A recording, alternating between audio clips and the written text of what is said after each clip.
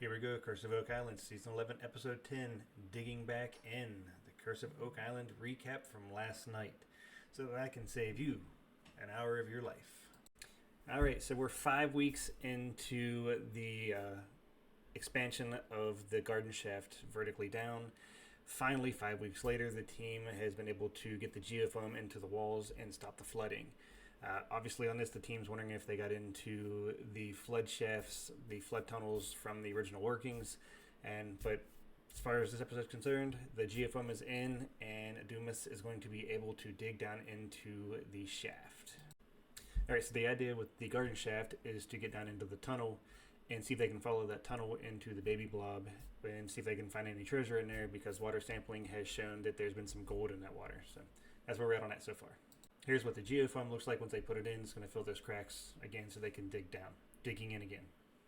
So on I.25-6.25, the team is going to dig core samples to see if they can find any treasure deposits from H8 where they believe the caisson plug had fallen out. So lo and behold, during the episode, they find some wood, which is not shocking.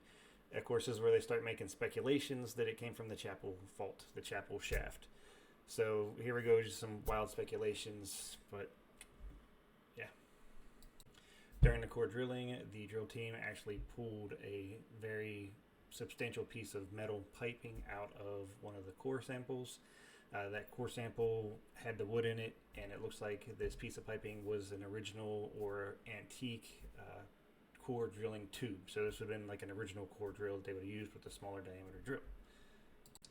This is pretty much just a clip of something we see pretty consistently on the show, which is a bunch of guys standing around looking at some wood they found in the dirt. And then we move over to lot 5, where the archaeologists are digging down. So while the archaeologists are digging, one of the archaeologists is able to find a small piece of metal. It looks like it's got a couple of rivets on it, and potentially from a chest or small box, jewelry box. Back on lot 5, we found another glass bead, which apparently had some value on them in ancient days. So glass bead, that's number 2. And after the glass bead, we may have found our first coin of the structure on lot 5. So that'll have to go into the equipment at the science lab, clean it up and see what it is. But right now it has the shape of a coin, so we shall see. And there you have it. So at the end of the day, the Oak Island team found some wood down by the road. They found out that the 500-year-old stone road continues on into the water area. They found a glass bead and a coin potentially over on lot 5.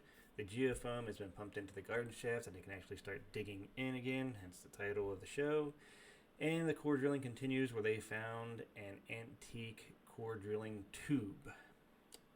And that, in a nutshell, is your recap for Season 11, Episode 10, Digging In. Hopefully that saves you some time of having to watch the entire episode. Now, aside from making the quick recaps on these episodes and kind of making fun of the episodes, I do watch these episodes every week. I am invested in the show. I think it's a pretty entertaining show.